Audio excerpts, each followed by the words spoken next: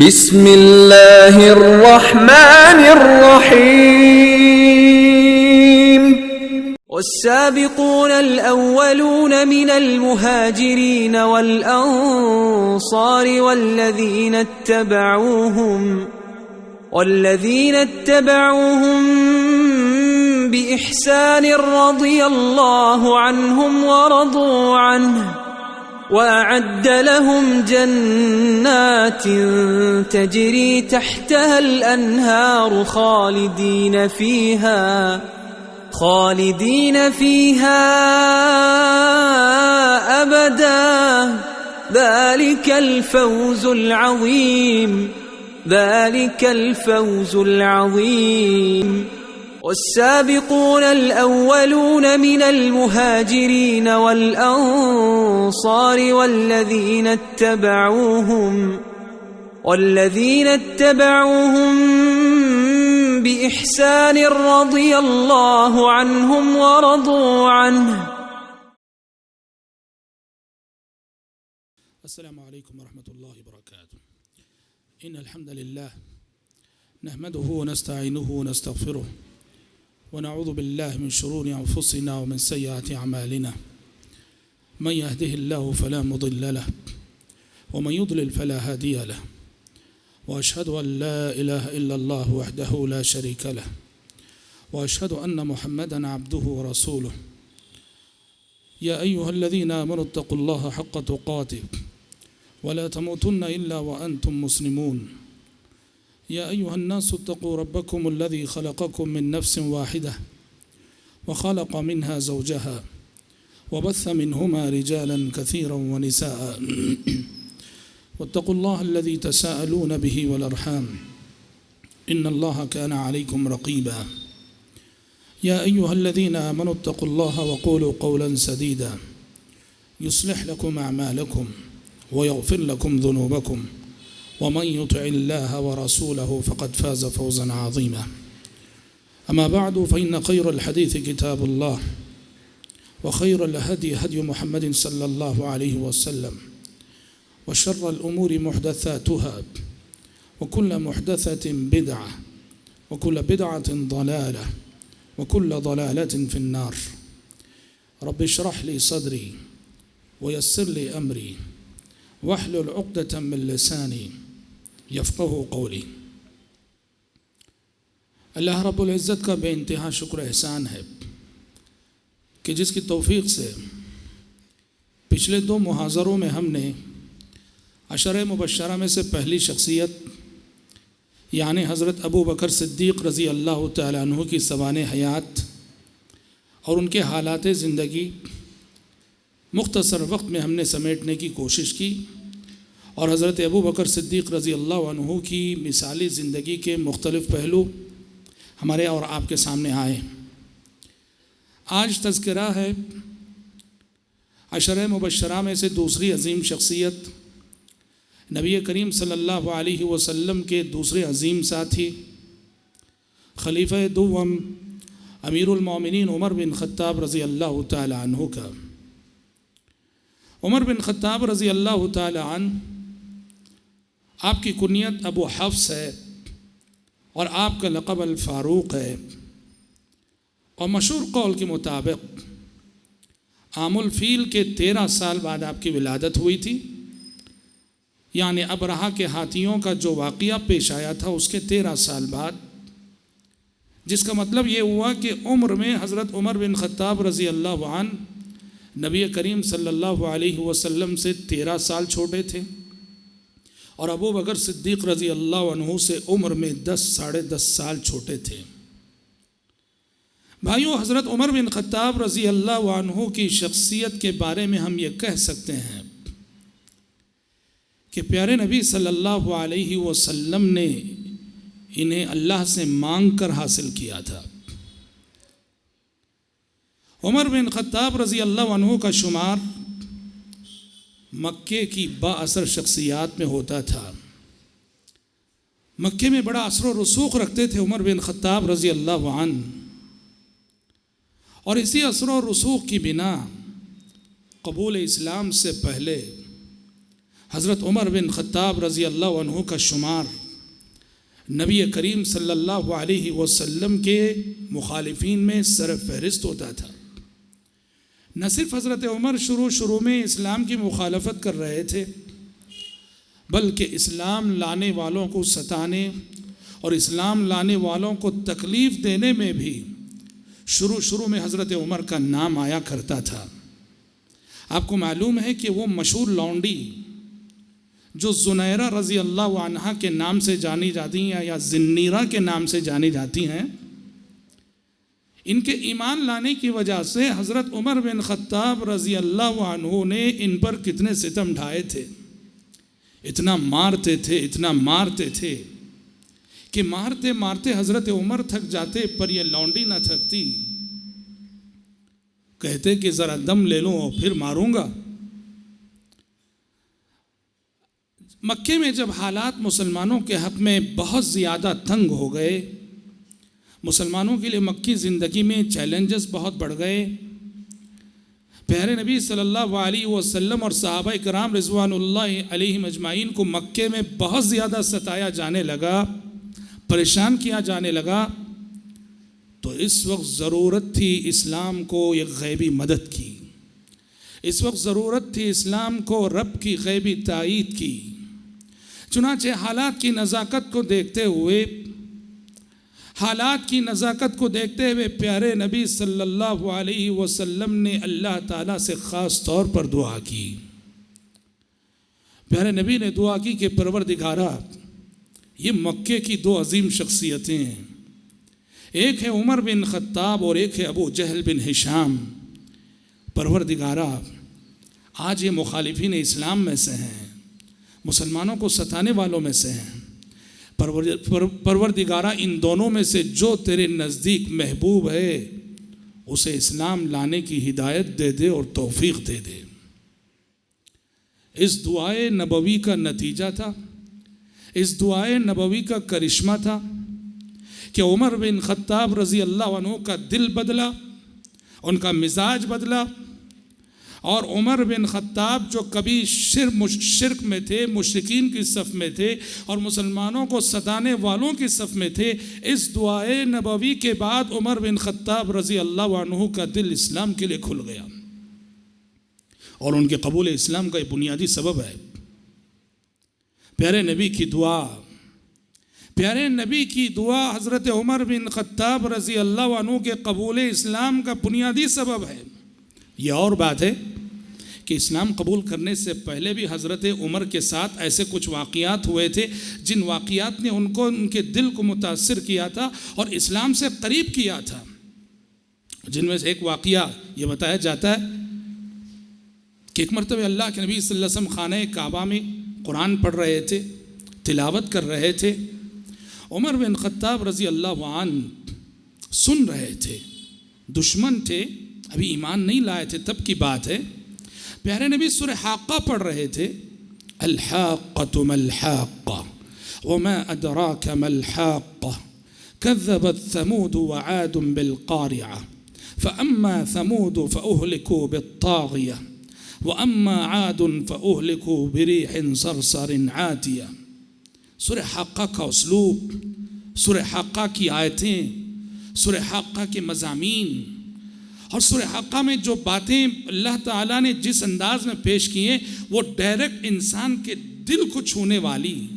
حضرت عمر کے کانوں سے جب یہ تلاوت ٹکرائی، حضرت عمر نے محسوس کیا کہ ان کا دل متاثر ہو رہا ہے، لیکن پھر بھی چونکہ دشمن تھے، مخالف تھے، اپنے آپ کو انہوں نے تسلی دیتے ہوئے کہا کہ کیوں متاثر ہو رہے ہو، یہ محمد جو کچھ پڑھ رہے ہیں یہ جادو ہے، یہ شاعری ہے۔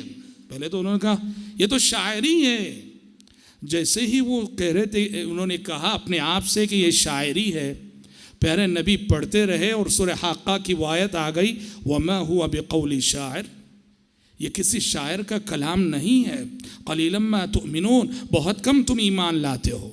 حضرت عمر کو تعجب ہوا کہ میں سوچ رہا تھا کہ یہ شاعر کا کلام ہے، اور وہ جواب ادھر سے مجھے مل رہا ہے کہ وما ہوا بقول شاعر، یہ کسی شاعر کا کلام نہیں، حضرت عمر نے دل ہی دل میں کہا، تب تو اس کا مطلب یہ کسی جادوگر اور کاہن کا کلام ہے۔ جیسے ہی حضرت عمر نے یہ سوچا کہ یہ کاہن کا کلام ہے، پیارے نبی نے یہ آیت پڑھی وَلَا بِقَوْلِ كَاهِن، اور یہ قرآن کسی کاہن کا بھی کلام نہیں۔ عمر حیران رہ گئے، ان کے دل میں یہ سوال پیدا ہوا، یہ نہ شاعری ہے اور نہ کاہن کا کلام ہے، تو پھر ہے کیا؟ پیارے نبی نے وہ آیت پڑھی تنزیل من رب العالمین، یہ اللہ کی جانب سے اتاری گئی کتاب ہے۔ ایسے کچھ واقعات ہوئے تھے جنہوں نے حضرت عمر کو متاثر ضرور کیا تھا، پر وہ اسلام نہیں لائے تھے۔ لیکن اگر حضرت عمر فاروق رضی اللہ تعالیٰ عنہ کے قبول اسلام کا کوئی بنیادی سبب اگر ہم دیکھتے ہیں، وہ پیارے نبی کی دعا تھی۔ پتہ چلا کہ ہم لوگوں کی ہدایت کے سلسلے میں کوشش کرتے ہیں، محنت کرتے ہیں، کوشش اور محنت کے ساتھ ساتھ کبھی دعا بھی کر دینا چاہیے کہ پروردگارہ اس بندے کو ہدایت دیتے۔ حالانکہ دیکھیے عمر فاروق رضی اللہ عنہ کا اسلام لانا، حضرت عمر کا قبول اسلام بظاہر ایک ناقابل یقین اور ناقابل تصور واقعہ تھا۔ حضرت عمر نے اسلام لانے سے پہلے آپ صلی اللہ علیہ وسلم کی جس مخالفت اور جس دشمنی کا ثبوت دیا تھا، اس کو سامنے رکھتے ہوئے مکے کا کوئی مسلمان یہ سوچ بھی نہیں سکتا تھا کہ عمر بھی کسی دن مسلمان ہو، سوچ بھی نہیں سکتا تھا۔ اور اس کا تذکرہ سیرت کے اس واقعے سے جو ہے، اس کا تصور آپ سیرت کے اس واقعے سے کیجئے کہ جب مکے میں حالات تنگ ہونے لگے مسلمانوں کے، اور مسلمان حبشہ جانے لگے، ہجرت کرنے لگے مکے سے، تو ایک میاں بیوی ہجرت کر رہے تھے، لیلہ اور عامر۔ لیلہ جو ہے صحابیہ کا نام ہے رضی اللہ عنہ، عامر ان کے شوہر تھے رضی اللہ عنہ۔ یہ دونوں ہجرت کر رہے تھے، اور جب جا رہے تھے تو سامنے سے حضرت عمر آ گئے، جب ابھی مسلمان نہیں ہوئے تھے تب کا واقعہ ہے۔ عمر نے پوچھا کہاں جا رہے ہو؟ انہوں نے کہا کہ عمر، تم نے ہمیں یہاں آزادی کے ساتھ اللہ کی عبادت کرنے نہیں دیا، لہٰذا ہم اس شہر مکہ کو چھوڑ کر کسی ایسے علاقے اور کسی ایسے شہر میں جانا چاہتے ہیں جہاں ہم پوری آزادی کے ساتھ اپنے رب کی عبادت کر سکیں۔ یہ سن کر حضرت عمر بن خطاب رضی اللہ عنہ نے کہا صاحبکم اللہ، جاؤ اللہ تمہارے ساتھ رہے، اللہ کا ساتھ تمہارے ساتھ رہے، یہ کہہ کے آگے بڑھ گئے۔ اب حضرت عمر کا یہ ریاکشن ان کی امید اور ان کی توقع کے خلاف تھا۔ یہ سمجھ رہے تھے کہ عمر ہمیں پکڑیں گے، روکیں گے، ماریں گے، زبردستی کریں گے، ہجرت کرنے نہیں دیں گے، لیکن یہاں الٹا ہوا کہ کچھ نرمی دکھائی اور دعائیہ جملہ کہہ کے آگے بڑھ گئے۔ تو یہ جو بیوی تھیں صحابیہ حضرت لیلہ، انہوں نے اپنے شوہر عامر سے کہا کہ لگتا ہے کہ عمر کا دل اسلام کے لیے نرم پڑ گیا ہے، لگتا ہے کہ عمر کا دل اسلام کے لیے نرم پڑ چکا ہے، دیکھو کہ وہ ہمیں دعائیہ جملہ کہہ کے آگے بڑھ گئے، نہ مارا، نہ روکا، نہ ٹوکا۔ تو حضرت عامر نے کہا اپنی بیوی لیلہ سے، کیا تم یہ سمجھتی ہو کہ عمر مسلمان ہو جائے گا؟ اللہ کی قسم، جب تک عمر کی گدھی مسلمان نہ ہوگی تب تک عمر مسلمان نہ ہوگا۔ سبحان اللہ۔ یعنی ان کے نزدیک حضرت عمر کا اسلام لانا اتنا ہی ناممکن تھا جتنا کہ ان کی گدھی کا اسلام لانا ناممکن ہے۔ مگر بتاؤ یہ ناممکن بات ممکن ہو کر رہی کہ نہیں؟ ممکن ہو کر رہی۔ اس سے ایک بہت بڑا سبق ملتا ہے، وہ یاد رکھو کیا ہے؟ کبھی بھی کسی بھی شخص کی ہدایت سے مایوس نہ ہونا، وہ کتنا بڑا گمراہ کیوں نہ ہو، کتنا بڑا سفاک کیوں نہ ہو، کتنا بڑا سرکش کیوں نہ ہو، کتنا وہ بگڑا ہوا انسان کیوں نہ ہو، کبھی کسی انسان کی ہدایت سے مایوس نہ ہونا، محنت کرنا، کوشش کرنا، ہمارے تصور کے خلاف، ہمارے یقین کے خلاف دعوت و تبلیغ کے میدان میں رب العالمین حیرت انگیز کرشمے دکھاتا ہے۔ تو اس طرح عمر بن خطاب رضی اللہ عنہ کے بارے میں ہم یہ کہہ سکتے ہیں کہ اللہ کے نبی صلی اللہ علیہ وسلم نے اس شخصیت کو مانگ کر حاصل کیا تھا۔ اور سبحان اللہ، یہ کیا اسلام لائے کہ ان کے ایک شخصیت کے اسلام لانے سے مکے میں جو کفار اور مشرکین اور مسلمانوں کا جو توازن تھا وہ بالکل برابر ہو گیا، دونوں لیول ہو گئے۔ پہلے مسلمانوں کا کوئی وزن نہ تھا، مشرکین ہر سمت غالب تھے، مسلمانوں کا کوئی وزن نہ تھا، لیکن ایک عمر کے اسلام لانے سے یہ سبق دیکھو کہ کسی بھی سماج اور سوسائٹی میں جو با اثر شخصیت ہوتی ہے، اثر و رسوخ رکھنے والا آدمی ہوتا ہے، وہ اگر حق پر آ جائے، ہدایت پر آ جائے تو حق کو کتنی بڑی طاقت ملتی ہے۔ حضرت عمر اسلام کیا لائے، سبحان اللہ، کہ مکے میں مسلمانوں کے لیے حالات بدل گئے۔ ابن مسعود رضی اللہ عنہ کا مشہور جملہ ہے، وہ کہا کرتے تھے ما زلنا اعزہ منذ اسلم عمر، جس دن سے حضرت عمر مسلمان ہوئے ہم مکے میں سر اٹھا کر جینے لگے، اس سے پہلے سر جھکا کے چلتے تھے، لیکن جس دن سے حضرت عمر مسلمان ہوئے ہم سر اٹھا کر چلنے لگے۔ اور بتاتے ہیں کہ عمر کے اسلام لانے سے پہلے ہم خانہ کعبہ میں ڈر ڈر کے جاتے تھے، چھپ چھپ کے عبادت کرتے تھے، اور جس دن سے عمر مسلمان ہوئے ہم بے خوف و خطر خانہ کعبہ میں جا کے عبادت کرنے لگے۔ اور سبحان اللہ، داد دیجیے حضرت عمر کی شجاعت، ان کی جواں مردی، ان کی بہادری۔ مکے میں حالات ایسے تھے کہ لوگ اسلام لاتے تھے اور اسلام لا کر بھی اپنے اسلام کو چھپاتے تھے، کہیں مشرکین ستائیں نہ، لیکن جب حضرت عمر مسلمان ہوئے تو ان کی شان دیکھو، ان کا جلال دیکھو۔ انہوں نے لوگوں سے پوچھا، لوگوں بتاؤ اس شہر مکہ میں سب سے زیادہ خبروں کو تیز منتقل کرنے والا کون ہے؟ بتایا گیا کہ جمیل بن معمر نام کا ایک شخص ہے۔ حضرت عمر اس کے پاس گئے اور کہا کہ جمیل جاؤ اور مکے والوں سے کہہ دو کہ آج عمر مسلمان ہو گیا ہے۔ اللہ اکبر! بہت بڑا صدمہ تھا مکے والوں کے لیے، بہت بڑا صدمہ، اور اسلام کی بہت بڑی جیت تھی، اسلام کی بہت بڑی فتح تھی عمر فاروق کا قبول اسلام۔ اور نہ صرف قبول اسلام، جب حالات بہت خراب ہونے لگے اور صحابہ مکے سے مدینہ ہجرت کرنے لگے، عموماً صحابہ چھپ کر چھپا کر ہجرت کرتے تھے۔ حضرت عمر نے جب ہجرت کی ٹھانی تو کس شان سے ہجرت کی؟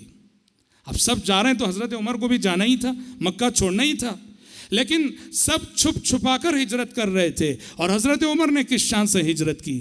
عمر بن خطاب رضی اللہ عنہ خانہ کعبہ میں گئے، انہوں نے اعلان کیا، لوگوں سنو، کل عمر ہجرت کر رہا ہے، کل عمر ہجرت کر رہا ہے۔ جس شخص کو یہ بات پسند ہو کہ اس کی ماں اسے گم کرے اور اس کی ماں اس پہ نوحہ کرے تو وہ راستے میں رکاوٹ بن کے دیکھ لے۔ اللہ اکبر! اعلان کر کے مکے سے نکلے مدینے کے سمت، کسی کو ہمت نہ ہوئی اور کسی کو جرت نہ ہوئی کہ عمر بن خطاب رضی اللہ عنہ کے راستے میں رکاوٹ بن سکے۔ حضرات، بڑی فضیلتوں والی شخصیت ہے، بڑی منقبتیں ہیں اور بڑی خصوصیتیں ہیں عمر بن خطاب رضی اللہ عنہ کی۔ کیا اعزاز ہے، وہ کتنی بڑی بات ہے جو ترمذی کی حدیث میں پیارے نبی نے فرمایا کہ لو کان نبی بعدی لکان عمر۔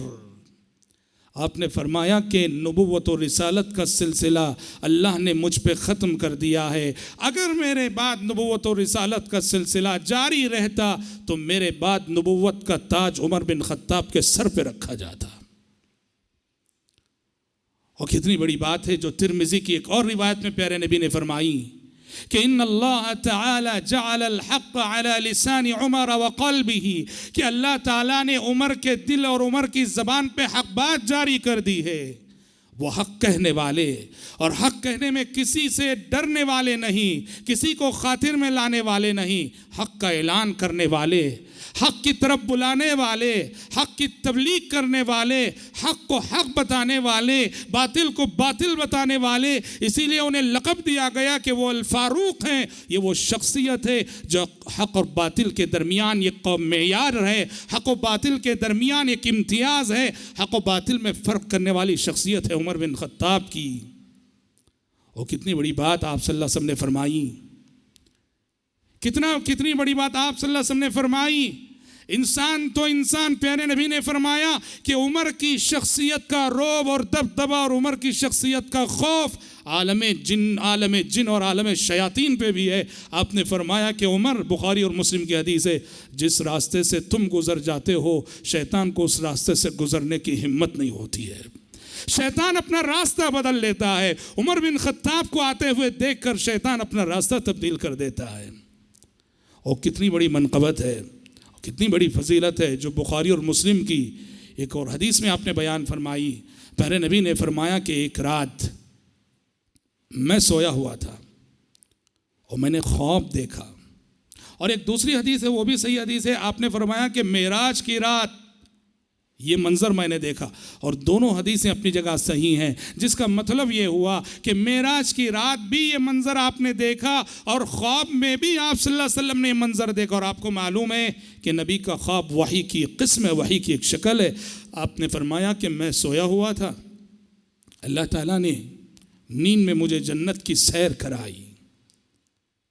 اللہ تعالیٰ نے مجھے نیند میں جنت کی سیر کرائی اور میں نے دیکھا کہ جنت میں خوبصورت محل ہے, بڑا ہی خوبصورت محل. میں نے فرشتوں سے پوچھا, جبریل میکائیل جو میرے ساتھ تھے ان سے پوچھا کہ یہ کس کا محل ہے. انہوں نے کہا کہ یہ عمر بن خطاب کا محل ہے. پھر یہ سب آپ صلی اللہ علیہ وسلم کس سے بیان کر رہے ہیں؟ عمر بن خطاب سے بیان کر رہے ہیں. کہا کہ جب میں نے سنا کہ عمر بن خطاب کا محل ہے, میں نے داخل ہونے کا ارادہ کیا. اور داخل ہونے کا ارادہ کیا کیا تھا؟ دیکھا کہ محل کے بازو ایک خاتون بیٹھی ہوئی وضو کر رہی ہے. میں نے فرشتوں سے پوچھا یہ خاتون کون ہے؟ فرشتوں نے کہا کہ یہ عمر کی بیوی ہے. کہا کہ عمر جیسے ہی میں نے سنا کہ وہ تمہاری بیوی ہے, میں نے اندر جانے کا ارادہ ترک کر دیا, واپس آ گیا, اس لیے کہ مجھے تمہاری غیرت یاد آ گئی. اللہ اکبر, مجھے تمہاری غیرت یاد آ گئی. حضرت عمر فاروق رضی اللہ عنہ رو پڑے اور کہنے لگے علیک اغار یا رسول اللہ, اے اللہ کے نبی, میرا جذبہ غیرت بیوی کو لے کر دوسروں کے سلسلے میں جاگ سکتا ہے, مگر آپ کے سلسلے میں بھی میرا جذبہ غیرت جاگے ایسا نہیں ہوگا. اللہ کے نبی آنکھوں سے آنسو بہہ پڑے. بہرحال بڑی فضیلتوں والی شخصیت ہے, بڑی منقبتوں والی شخصیت ہے اور بڑی خصوصیت والی شخصیت ہے. حضرت عمر بن خطاب رضی اللہ عنہ کی بعض خصوصیات جہاں ان کی شخصیت اور صحابہ سے بہت ممتاز نظر آتی ہے, اس میں سے ایک چیز ہے حضرت عمر کی دور اندیشی, حضرت عمر کی فراست, حضرت عمر کی دانائی, حضرت عمر کی حکمت, حضرت عمر کی علم کی گہرائی. حضرت عمر نے دین کے مزاج کو جیسے سمجھا, یہ عمر بن خطاب رضی اللہ عنہ کا ہی حق تھا. اور پیارے نبی نے احادیث میں اس جانب اشارہ بھی کیا, اور دونوں حدیثیں بخاری کی ہیں. ایک حدیث میں آپ نے بیان فرمایا کہ میں نے خواب دیکھا. خواب کس نے دیکھا؟ پیارے نبی نے دیکھا. پیارے نبی اپنا خواب بیان کر رہے ہیں کہ صلوات اللہ وسلام علیہ, میں نے خواب دیکھا کہ میں خواب میں دودھ پی رہا ہوں. اتنا سیر ہو کر میں نے دودھ پیا کہ سیرابی ناخنوں سے بہنے لگی, اور خوب سیر ہونے کے بعد, پیٹ بھرنے کے بعد, میں نے وہ دودھ کا برتن عمر بن خطاب کے حوالے کیا اور میرے بعد عمر بن خطاب پینے لگے. صحابہ نے پیارے نبی سے پوچھا, اللہ کے نبی اس خواب کی تعبیر کیا ہے؟ پیارے نبی نے فرمایا العلم. کہا کہ اس خواب کی تعبیر یہ, دودھ پینے سے مراد میرے بعد عمر بن خطاب کے دودھ پینے کا مطلب یہ شریعت کا گہرا علم, یعنی عمر بن خطاب کو میرے بعد اس امت میں شریعت کا بڑا گہرا علم حاصل ہے. اور ایسی ہی ایک دوسری حدیث بخاری کی جس میں پیارے نبی صلی اللہ علیہ وسلم نے اپنے دوسرے خواب کا تذکرہ کیا. آپ نے فرمایا کہ میں نے خواب میں دیکھا کہ میرے سامنے لوگ پیش کیے جا رہے ہیں, میرے امتی پیش کیے جا رہے ہیں, سب قمیصیں پہنے ہوئے ہیں, کسی کی قمیص سینے تک, کسی کی اور نیچے, کسی کی اور نیچے, یہاں تک کہ عمر بن خطاب میرے سامنے پیش کیے گئے. میں نے دیکھا کہ عمر بن خطاب کی قمیص اتنی لمبی ہے کہ وہ قمیص کو جھاڑتے ہوئے اور کھینچتے ہوئے لے جا رہے ہیں. صحابہ نے پوچھا کہ اللہ کے نبی اس خواب کی آپ نے کیا تعبیر کی؟ قمیص سے مراد کیا ہے؟ آپ نے اس خواب کی تعبیر کیا کی؟ آپ صلی اللہ علیہ وسلم نے فرمایا کہ دینداری, مطلب دین کے مزاج کی پرکھ. اور واقعتاً آپ دیکھتے ہیں کہ حضرت عمر بن خطاب رضی اللہ عنہ کی یہ علمی گہرائی, یہ علمی گیرائی اور مزاج دین کی اس فہم کے سبب بسا اوقات ایسا ہوا کہ عمر بن خطاب رضی اللہ عنہ پیارے نبی صلی اللہ علیہ وسلم کو مشورے دیتے, اور آپ کو حضرت عمر کا مشورہ بہت اچھا لگتا, اور آپ صلی اللہ علیہ وسلم حضرت عمر کے مشورے کی وجہ سے بسا اوقات اپنی بات کو واپس لیتے.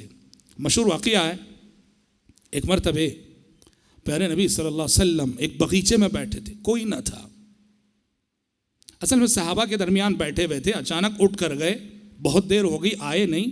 صحابہ ڈر گئے, کیا بات ہے, اللہ کے نبی صلی اللہ علیہ وسلم کو گئے ہوئے بہت دیر ہو گئی, کہیں کسی دشمن رسول نے آپ کو نقصان تو نہیں پہنچا دیا. ڈھونڈنے کے لیے نکلے. سب سے پہلے ابو ہریرہ پہنچے آپ صلی اللہ علیہ وسلم تک. دیکھا کہ آپ صلی اللہ علیہ وسلم مدینے کے ایک باغیچے میں بیٹھے ہوئے ہیں, اکیلے بیٹھے ہوئے ہیں. ابو ہریرہ جب پہنچے کہا کہ ابو ہریرہ کیوں آئے؟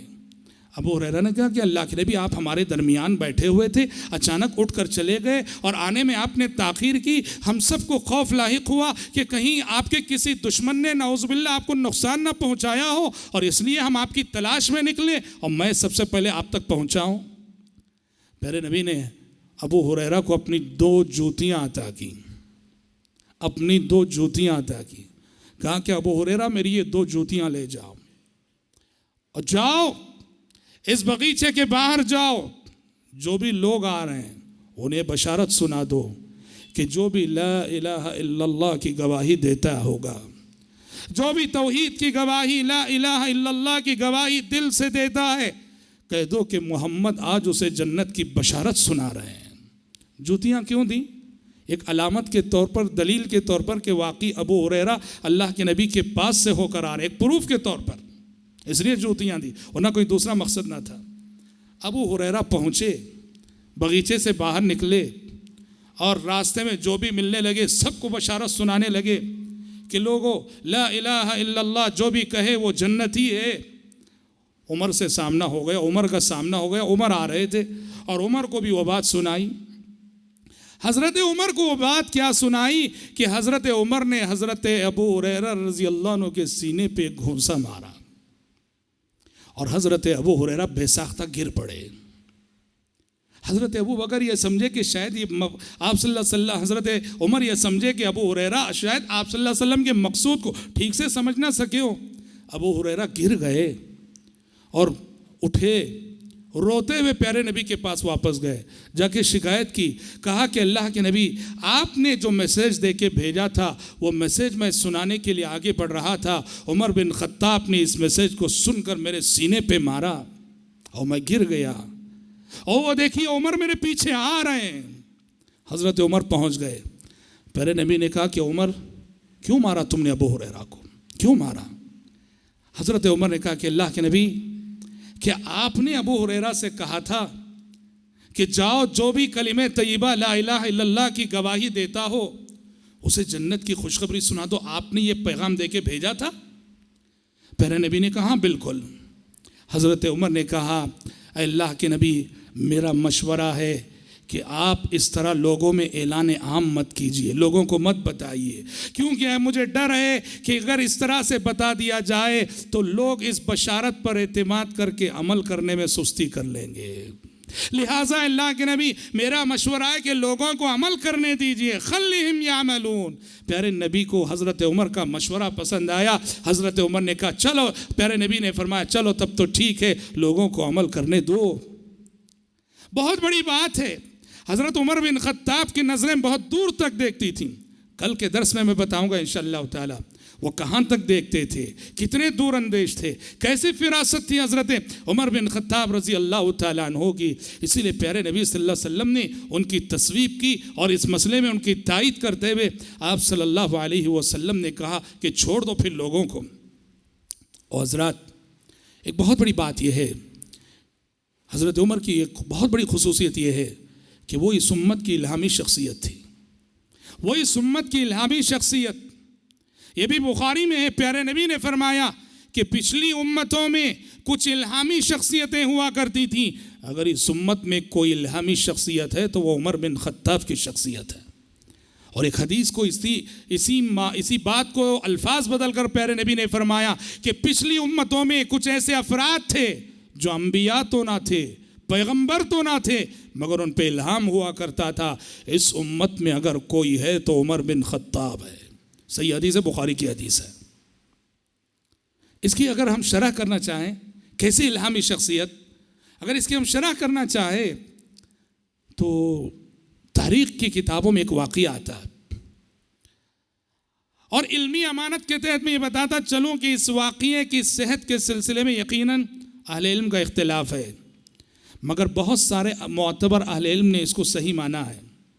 شیخ الاسلام ابن تیمیہ رحمۃ اللہ علیہ نے اس کو صحیح مانا ہے، اور اس دور کے اہل الحدیث کے امام علامہ ناصر الدین البانی رحمۃ اللہ علیہ نے بھی سلسلۃ الحدیث الصحیحہ اس واقعے کو صحیح قرار دیا۔ غیر معمولی واقعہ، کیا واقعہ؟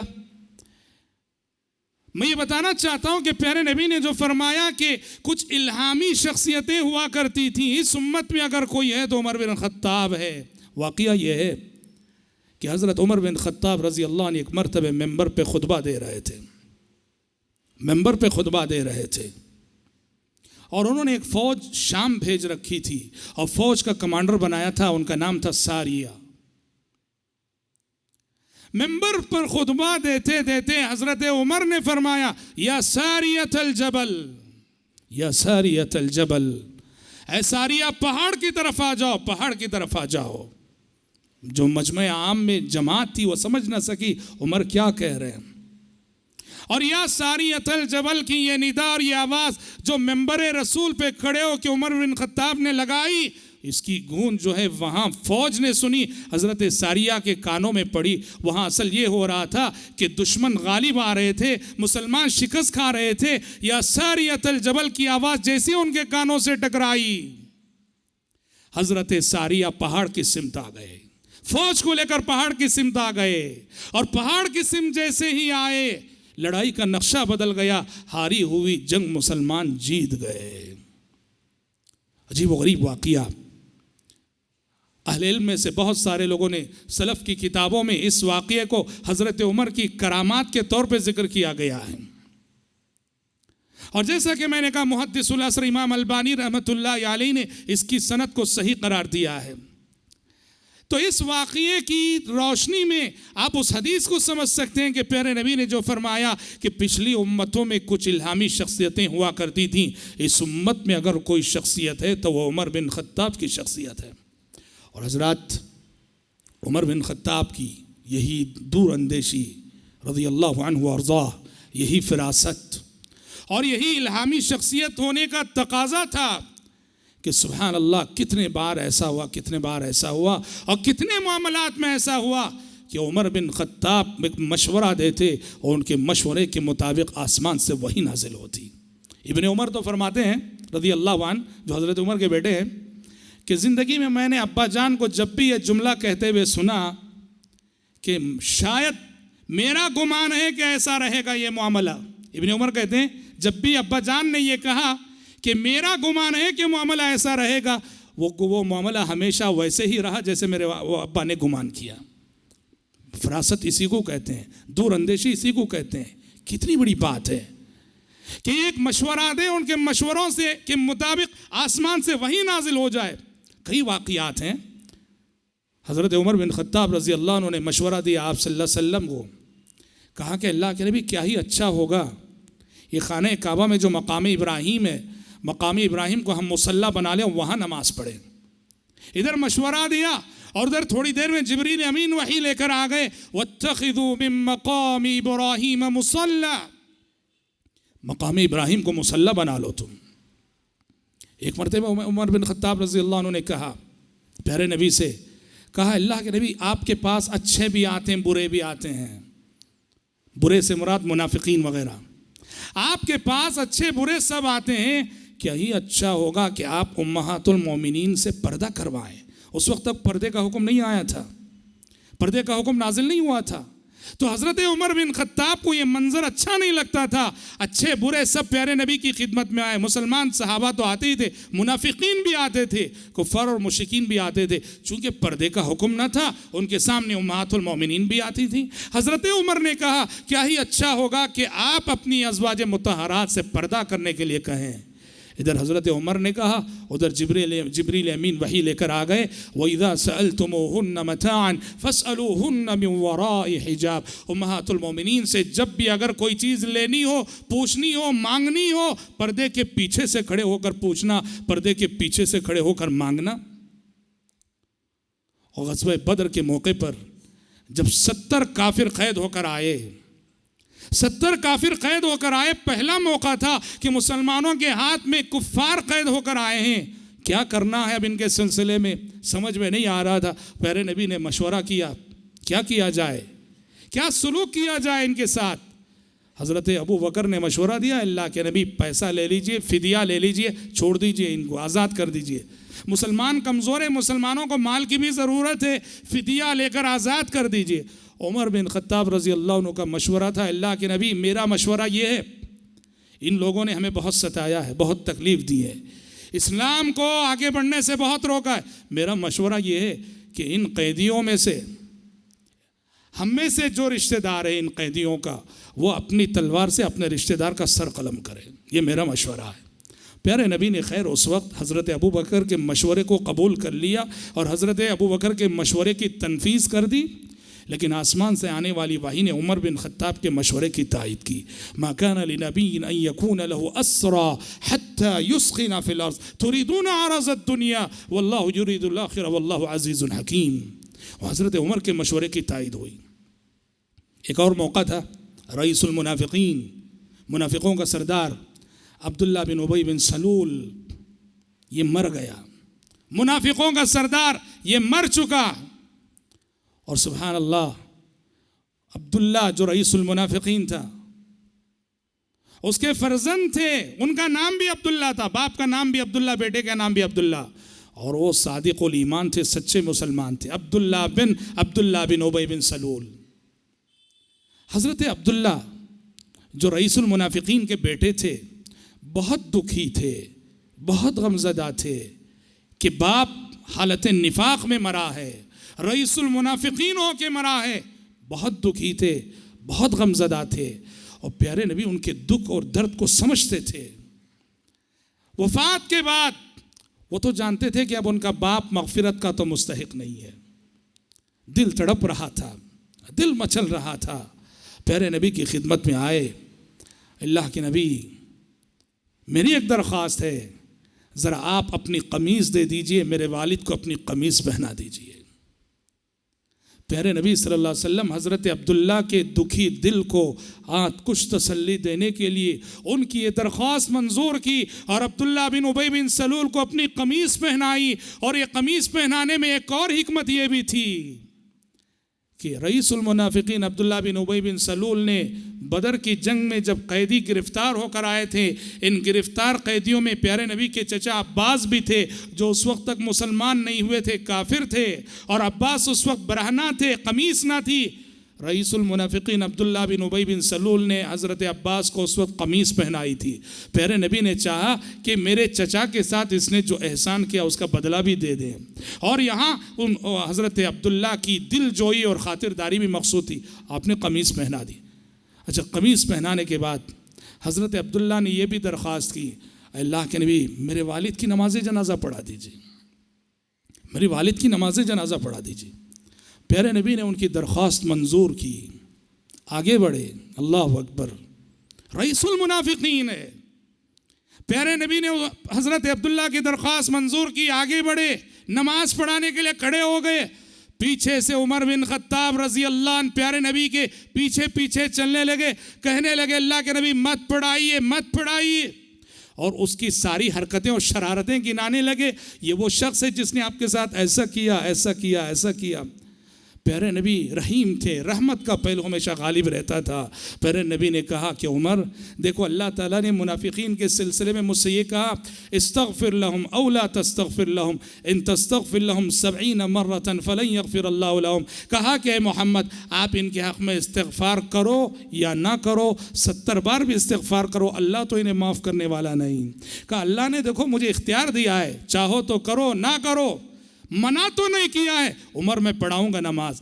پیارے نبی نے نماز پڑھا دی، اور نماز پڑھانے کے بعد آسمان سے وحی آئی کہ وَلَا تُصَلِّ عَلَىٰ أَحَدٍ مِّنْهُمْ مَاتَ أَبَدًا وَلَا تَقُمْ عَلَىٰ قَبْرِهِ، اے پیغمبر آئندہ کسی منافق جس کا نفاق معلوم ہو اس کی نماز جنازہ نہ پڑھانا اور اس کی قبر پہ نہ کھڑے ہونا۔ حضرات ایسے کئی موقع تھے جہاں عمر بن خطاب رضی اللہ عنہ کی دور اندیشی، فراست، دانائی کی داد دینی پڑتی ہے کہ ایک مشورہ ان کی زبان سے نکلتا اور آسمان سے جو ہے وحی آ جاتی ہے اس کی تائید میں۔ یہ عمر بن خطاب رضی اللہ عنہ کی شخصیت کا بہت بڑا کمال ہے، اور حضرت عمر کی الہامی شخصیت کی بہت بڑی خوبی اور بہت عظیم وصف ہے۔ حضرات عمر بن خطاب رضی اللہ عنہ